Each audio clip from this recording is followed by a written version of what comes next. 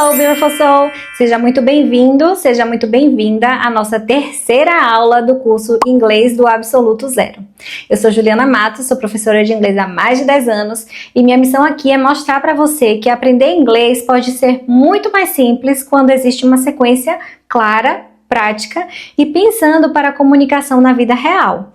Antes de começarmos o conteúdo de hoje, eu preciso reforçar uma orientação importante.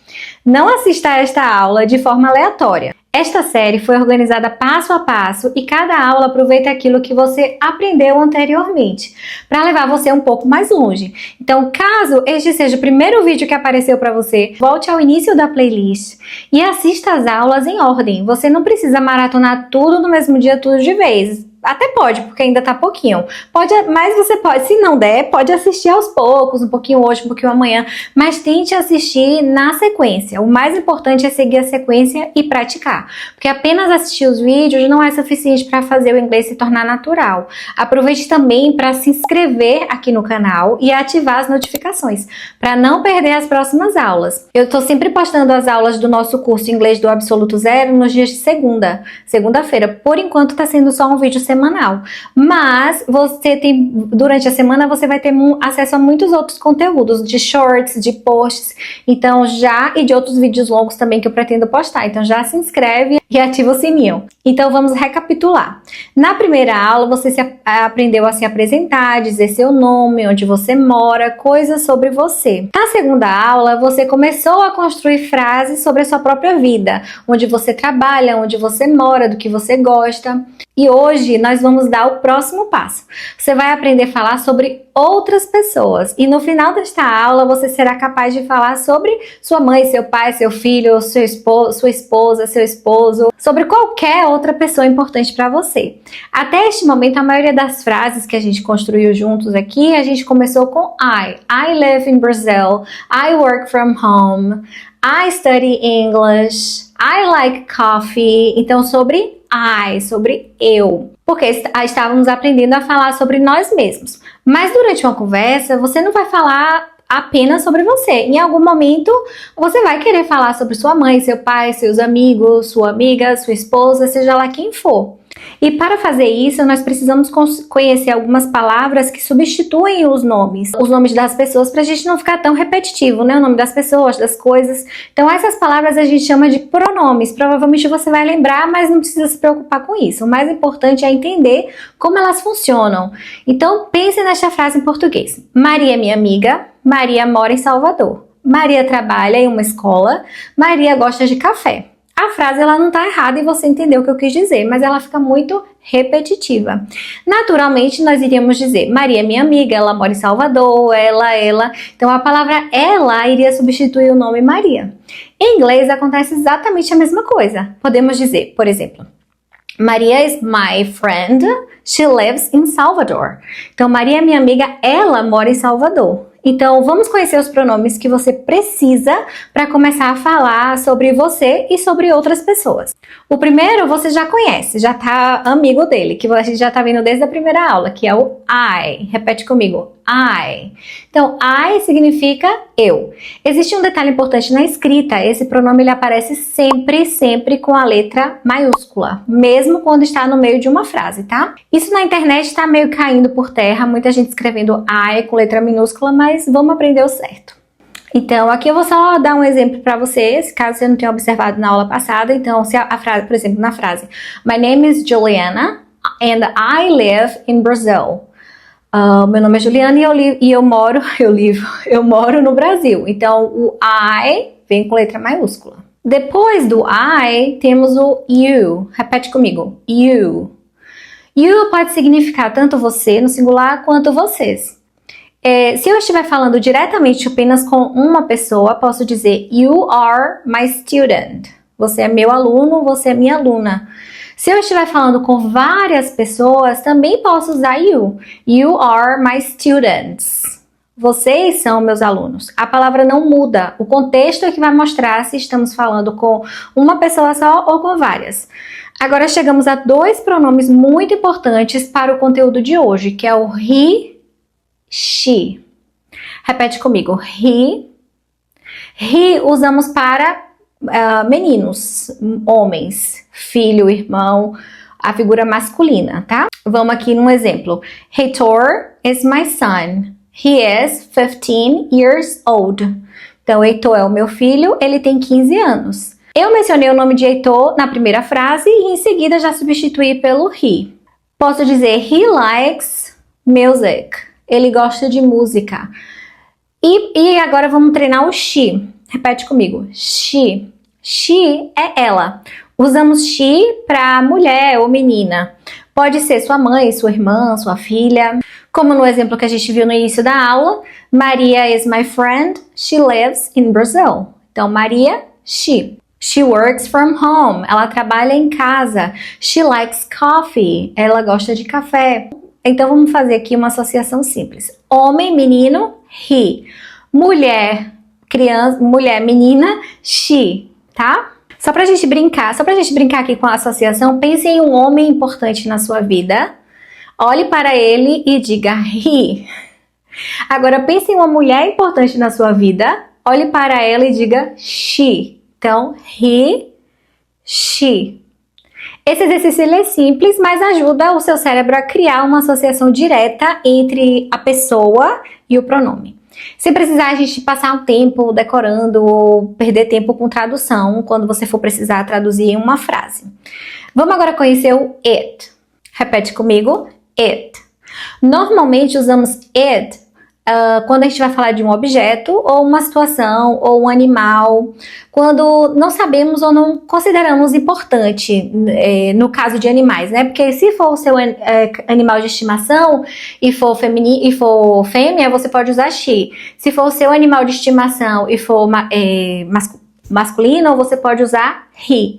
Mas se for um animal que você não tem nenhum vínculo afetivo, aí você vai se referir a ele como it. Vamos ver aqui um exemplo de um objeto. Para falar sobre o meu celular, por exemplo, posso dizer my phone is old. It's very slow. Uma verdade dura de suportar. Que eu não vejo a hora de trocar ele. Mas então, nem tão velho assim não, tá, gente? É exagero. Mas vamos lá. Então, it, eu tô me referindo ao objeto. Então, it is old. Mas no português, se a gente for pensar, a gente vai traduzir por ele, né? Meu celular é velho. Ele, não. E o it, ele não se importa com gênero, tá? Pode ser tanto ele quanto ela, só que a gente não tá falando de pessoas. Por exemplo, my house is beautiful. It is big. Minha casa é bonita, ela é grande. Então, it pode ser tanto ele quanto ela. Em frases sobre o clima, a gente vai usar o it. Por exemplo, it is hot. It is cold. Não tente, nesse momento, dominar todos os usos de it agora. Neste momento, basta conhecer que ele normalmente substitui uma coisa, um objeto ou uma situação. Não se preocupe agora, porque nós vamos aprofundar esse pronome em outras aulas. Então, depois do it, temos we. Repete comigo, we. We significa nós, a gente, né? Usamos o we quando a pessoa que falamos está junto, incluída no grupo com a gente, né? Por exemplo, we live in Brazil. Nós moramos no Brasil. We are learning together. Nós estamos aprendendo juntos. E depois do we, a gente tem o they. Repete comigo, they. They pode ser eles ou elas. Em português, fazemos a diferença, né? Entre eles, elas, de gênero. Em inglês, não. They pode ser para um grupo de homens, um grupo de mulheres, um grupo de objetos, de animais, o que for, vai ser they. My parents live in Bahia. They live in the countryside. Então, meus pais, lembra que parents não é parentes, é um falso cognato, um false friend.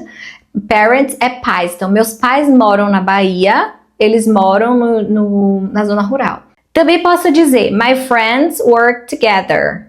They like their job. Então, meus amigos ou minhas amigas trabalham juntos e gostam do trabalho deles.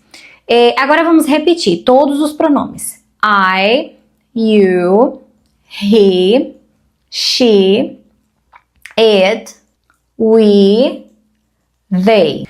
Agora, eu vou falar uma pessoa ou uma coisa ou um grupo de coisas e pessoas em português e você vai escolher o pronome em inglês. Meu pai. He. Minha mãe. she. Meu celular, it.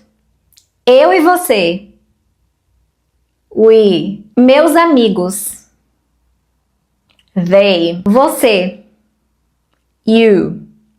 Vocês, you. Muito bem. Agora que você já conhece esses pronomes, vamos observar uma mudança muito importante. Nas aulas anteriores, você aprendeu frases como I work, I live, I like, I study. E se eu quiser falar de outra pessoa, vou trocar pro he ou she. Mas nesse caso, eu não posso manter o verbo exatamente da mesma maneira. Por exemplo, eu vou falar I work, mas eu vou falar she works. I live in Brazil, he lives in Brazil. I like coffee, she likes coffee. Você percebeu o que aconteceu aqui? Apareceu um S no final do verbo, que normalmente aparece no verbo quando estamos falando de he, she or it no presente afirmativo. Então vamos agora entender esse S que aparece quando falamos de he, she ou it. A lógica principal é muito simples.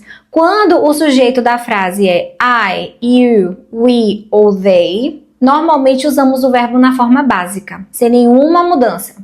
Por exemplo, I work, you work, we work, they work.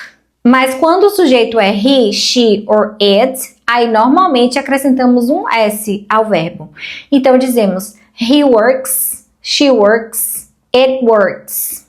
It works, aí no caso vai dar mais no sentido de isso funciona do que ele trabalha, né? Um objeto, um animal trabalhar.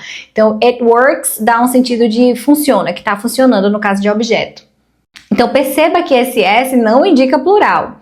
Em português, estamos acostumados sempre a associar a letra S a mais de uma pessoa ou coisa, mas aqui acontece justamente o contrário. Esse S, ele aparece quando falamos de uma única pessoa ou uma única coisa. E que podemos substituir, por exemplo, por he, she ou it. Então já guarda essa associação. He, she, it, o verbo ganha um S, quando a gente está falando do presente simples no afirmativo. Agora eu quero que você repita algumas frases completas comigo. Não tente falar rápido, preste atenção, eu quero que você preste atenção na estrutura e repita com calma. He works from home. She lives in Brazil. He likes soccer. Agora vamos fazer uma transformação. Eu vou dizer uma frase usando I e você vai fazer a mesma frase, a mesma ideia sobre he, or she. Por exemplo, I work in a hospital. I live in Bahia. I play volleyball. Percebeu que você não precisou aprender uma frase totalmente nova? Você apenas trocou o pronome e fez uma pequena mudança no verbo. É assim que eu quero que você construa o seu inglês, entendendo o padrão e aproveitando estruturas que já conhece para criar suas próprias frases. Agora, você precisa saber que nem todos os verbos recebem apenas um S. Alguns precisam de uma pequena adaptação na escrita, mas não se preocupe, vamos entender os casos mais comuns sem transformar isso em uma tabela enorme para decorar. Alguns verbos eles vão receber ES. Isso costuma acontecer com verbos terminados em sons como S, SH, CH, X,